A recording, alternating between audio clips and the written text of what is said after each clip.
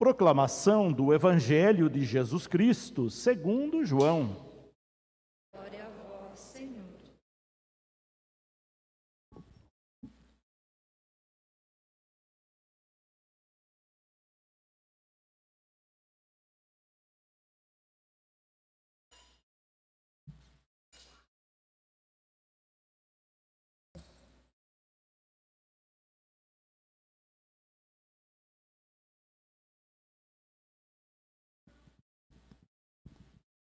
Ao anoitecer daquele dia, o primeiro da semana, estando fechadas por medo dos judeus as portas do lugar onde os discípulos se encontravam, Jesus entrou e, pondo-se no meio deles, disse: "A paz esteja convosco."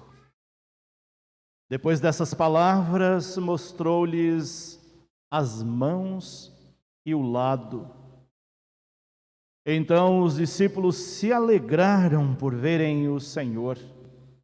Novamente, Jesus disse: "A paz esteja convosco. Como o Pai me enviou, também eu vos envio." Depois de ter dito isso, soprou sobre eles e disse: "Recebei o Espírito Santo. A quem perdoardes os pecados, eles lhes serão perdoados. A quem não os perdoardes, eles lhes serão retidos." Palavra da salvação. Glória a vós, Senhor. Pode se assentarem. Hoje nós chegamos ao final do tempo pascal. Estamos a exatos 50 dias depois da solene festa, solenidade da vigília pascal, da noite santa, em que nós abençoamos o círio pascal que nos acompanhou durante estes 50 dias. Domingo passado, nós celebramos a ascensão do Senhor, que foi a ida definitiva de Jesus para junto do Pai. Até então, naqueles 40 dias que se completaram no domingo passado, nós vimos a insistência de Jesus. Quem acompanhou a liturgia, seja vindo à missa, seja acompanhando as missas em casa, seja lendo as leituras do dia, percebeu o quanto Jesus insistiu conosco nestes 40 dias, para que nós o percebêssemos ressuscitado no nosso meio, no dia a dia da nossa vida. E ele enfatizava isso, mostrando concretamente, através de manifestações, de aparições para os discípulos, que o Cristo ressuscitado está presente nas situações mais simples da nossa vida, em acontecimentos que às vezes, pela nossa insensibilidade, a gente não percebe. Vou trazer alguns fatos só para memorizar esses momentos e entendermos a celebração de hoje. Jesus aparecia ressuscitado para os discípulos de forma que os surpreendia. E nós temos isso registrado nos livros para a gente também perceber isso. No primeiro dia da semana, logo depois da paixão, morte e ressurreição, embora os discípulos não tivessem ainda plena certeza da ressurreição de Jesus, e por isso ele insistiu, parece que a catequese que Jesus deu para os discípulos não foi assim tão assimilada, porque no primeiro dia da semana, o coração cheio de saudade, de dor, Maria Madalena vai bem de madrugada ao túmulo, e quando ela chega, ela encontra o túmulo vazio. Ela não pensou que Cristo tinha ressuscitado. Ela viu do lado o cuidador do túmulo, dos lugares onde as pessoas eram sepultadas, um jardineiro, e ela logo imaginou que ele tivesse roubado o corpo. Quando que Maria Madalena iria imaginar que Jesus ressuscitado estava presente na figura de um jardineiro, um homem simples? Depois que ela foi perceber que o jardineiro era Jesus. Num outro momento, os discípulos estavam indo com o coração também apertado, vindo de Jerusalém, indo para Emaús, uma cidade distante 11 quilômetros, e um andarilho aproxima deles e começa a conversar com eles. Eles não imaginaram que aquele andarilho, aquele peregrino, era Jesus ressuscitado. Só depois, no partir o pão, é que seus olhos abriram. No outro momento, eles estavam pescando, não pegaram nada a noite inteira, e de repente, na beira da praia, aparece alguém pedindo alguma coisa para comer. Demorou para eles perceberem que aquele que estava pedindo algo para comer era Jesus. No outro momento, eles estavam nas salas fechadas, e Jesus entra, se coloca no meio deles, e por estar tudo fechado, eles imaginaram é um fantasma. Não pode ser Jesus. Precisou que Jesus pedisse que ele colocasse a mão na marca dos pregos, comesse com eles, para eles perceberem que era Jesus. Trago esses fatos para nós lembrarmos que durante esses 40 dias, até domingo passado, a liturgia insistiu conosco. Jesus insistiu conosco: me veja ressuscitado no meio de vocês. Não espere vir algo enorme do céu, miraculoso, para acreditar que eu ressuscitei. Eu estou ali no cotidiano da vida de vocês. E se vocês não tiverem a sensibilidade para me perceber nessas situações, é sinal que foi em vão todos os meus ensinamentos. Se nós não enxergarmos Cristo ressuscitado no irmão e na irmã que sofre, foi em vão os ensinamentos de Jesus. Depois dessa ampla catequese, Jesus sobe para junto do Pai, que foi a celebração de domingo passado, a ascensão do Senhor. Só que antes de ir para junto de Deus, ele deixou algumas recomendações muito importantes.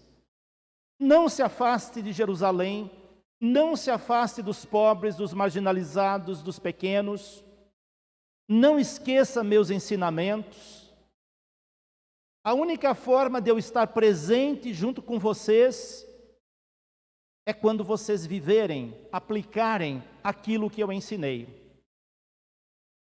Eu vou para junto de Deus, o Deus Pai, mas não vou deixá-los órfãos, dizia a liturgia do domingo passado.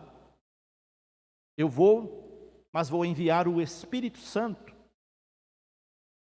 para guiar os seus passos, para te proteger, para te impulsionar na missão. E aqui nós chegamos na liturgia de hoje, a liturgia de Pentecostes. Pentecostes é uma festa muito antiga na igreja. Ela foi se ressignificando com o passar dos anos, dos tempos. No início, nos primórdios, era uma festa agrícola.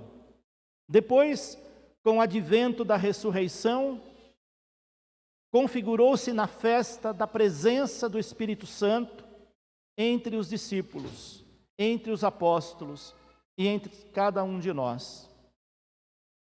O que é o Espírito Santo? Nós precisamos de algo palpável para a gente entender. Por isso, os textos bíblicos trazem algumas comparações do Espírito, que não esgota todo o entendimento, obviamente, mas que nos possibilita ter uma noção. Quando se fala do Espírito Santo na Bíblia, nós encontramos expressões como um vento muito forte que sopra e atinge a todos. Hoje, por exemplo, está um dia propício para celebrar Pentecostes, com esse sopro gelado. Mas o sopro do Espírito é um sopro que aquece. Por isso também, uma outra comparação são línguas de fogo, que vem e pousa sobre cada um dos que estavam reunidos naquela assembleia. Também é usada a imagem de uma pomba.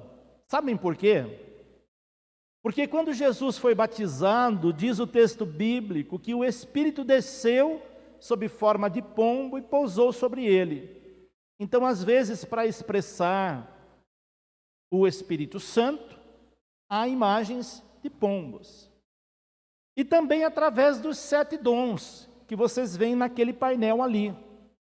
Os 7 dons do Espírito Santo, que foi concedido ou que é concedido a todo aquele que o recebe. Todos nós o recebemos pelo batismo. Hoje essas crianças vão receber os dons do Espírito Santo, que será confirmado no dia da crisma dessas crianças. Hoje elas não sabem que elas estão recebendo isso. A gente supõe que os pais e os padrinhos saibam e que ensine para elas que elas receberam esse compromisso, porque elas não têm consciência disso ainda. Depois, lá, quando elas tiverem por volta de 15, 16 anos, que for a idade da crisma, por conta delas, elas vão confirmar esse batismo que ela recebeu hoje. E aí, então, elas receberão novamente o Espírito Santo, estarão prontas para a missão. Quando a gente recebe o Espírito Santo, não é para a gente guardar para nós, é para nós irmos em missão. Por isso não tem sentido um adolescente, jovem ou adulto que recebe a crisma, não voltar mais para a igreja. Se isso acontece, e infelizmente acontece, é sinal de que a catequese foi em vão, é sinal que a família não cumpriu sua missão de educar na fé católica, é sinal que aquele adolescente, aquele jovem, não estava preparado. Porque não é para receber o Espírito Santo e sumir da igreja. É para receber o Espírito Santo e assumir a igreja. Às vezes as pessoas confundem essas duas palavras. Sumir com assumir. Assumir é abraçar a igreja, fazer parte dela, frequentar missas aos domingos, assumir algum trabalho na comunidade, viver a fé católica, não desaparecer da igreja como acontece com tantos jovens. E a gente espera que essas crianças cresçam na fé católica, orientada pelos pais e pelos padrinhos. Os pais muitas vezes não têm a preparação adequada, porque criança não escolhe pai para nascer nem mãe. Mas padrinho a gente escolhe. Por isso é preciso escolher padrinhos a dedo. Pessoas que estejam preparadas para ensinar essas crianças, porque se elas não estiverem, vocês pais escolheram padrinhos errados. Se esses padrinhos que vocês escolheram não acompanhar essas crianças educando na fé católica, vocês escolheram padrinho errado. Se esses padrinhos não frequentarem a igreja, vocês escolheram padrinho errado. Se esses padrinhos não tiverem em dia com os sacramentos da igreja, vocês, pais, escolheram padrinho errado. E depois não adianta dizer, posso trocar de padrinho? Não pode. Padrinho é para sempre.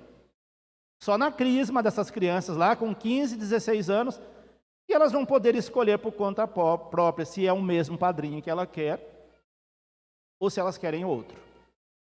O ideal seria que fosse o mesmo, porque confirmaria, meu padrinho, minha madrinha, estão sendo ótimos, e eu quero continuar com eles.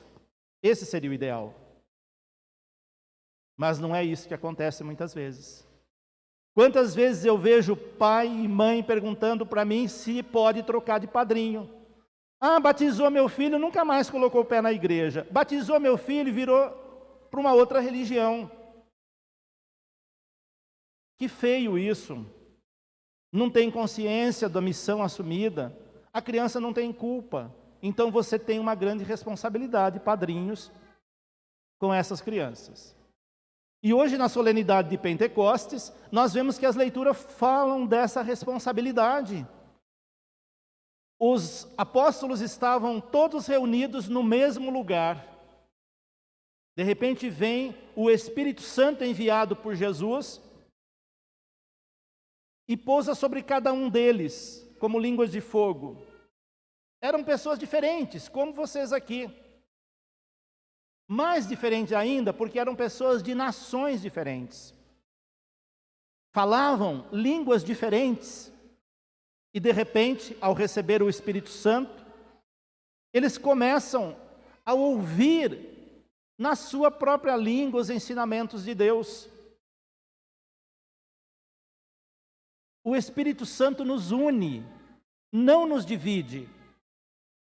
Quando a gente não compreende alguma coisa, é sinal de que aquilo não é do Espírito de Deus. O Espírito de Deus é compreensão. Se você falar uma língua que ninguém entende, não pode ser coisa de Deus. A língua de Deus, do Espírito Santo, é a língua que todos entendem. Não tem uma expressão popular que quando a gente entende alguma coisa, a gente fala, agora falou a minha língua. É isso o Espírito Santo. É entender, mesmo que seja num outro idioma, aquilo que está sendo anunciado. E que língua é essa que a gente pode falar em qualquer parte do mundo e todo mundo entende? É a linguagem do amor. Você pode vir lá da China, do Japão, de países que a raiz linguística não tem nada a ver com a nossa, e a gente entende, porque a linguagem do amor é universal. Até os animais entendem. Até um animal sabe quando você o ama, tem carinho por ele ou não. Imagine o ser humano. A linguagem do amor é a linguagem do Espírito Santo. Mesmo que você não consiga comunicar com ninguém, seja uma pessoa muda, se você tiver amor, você consegue comunicar com a linguagem do amor e consegue entender o outro na linguagem do amor. Essa é a língua do Espírito Santo. Caso contrário, é Babel. Babel era a confusão das línguas, ninguém se entendia e todo mundo se espalhou, como a gente vê naquele texto da construção da Torre de Babel, que foi desmantelada pela incompreensão das pessoas. Deus quer que nós nos compreendamos, porque à medida que nós nos compreendemos, nós nos amamos, nós nos respeitamos, nós nos valorizamos, nós nos sentimos da mesma raça, da mesma espécie, nos sentimos unidos a Deus. Pentecostes é isso. Os discípulos, segundo o Evangelho, estavam reunidos com as portas fechadas, com medo, mas Jesus dissipou as portas cerradas e o medo deles, entrando e se colocando no meio, dizendo para eles, a partir de hoje, eu serei centro da vida de vocês. Eu devo ser centro da vida de vocês, em espírito. Jesus deve ser centro da nossa vida. Quando a gente tira Deus do centro da nossa vida e coloca outras coisas, a nossa vida se desmantela. Só que, infelizmente, boa parte das pessoas se preocupam com tantas outras coisas e esquecem de Deus. Às vezes nem rezam em casa, além de não vir para a igreja, nem rezam em casa. Não tem vida de oração, não lembram de Deus. E às vezes só vai se aproximar de Deus pela dor, por algum acontecimento doloroso da sua vida, que ela vai sentir sua vida em perigo, aí ela vai lembrar de Deus. E se isso acontecer, tá bom, pior se nem nesses momentos a pessoa lembrar de Deus e tiver uma perdição total, achando que Deus não existe ou que ela não precisa de Deus. Deus tem que estar sempre na nossa vida. Deve estar no centro da nossa vida. E se nós não o tivermos, nós seremos eternos fracassados diante de Deus. Que hoje, na celebração da recepção de Pentecostes, do Espírito Santo em Pentecostes, nós possamos sentir essa presença do Espírito que sopra sobre cada um de nós, que nos impulsiona para a missão. A partir de hoje, nós começamos o tempo comum da liturgia, que é o tempo da vida pública de Jesus e da nossa missão. Por isso, o Espírito nos impulsiona para a ação, para a missão, para o trabalho em prol de Deus, da comunidade, dos irmãos.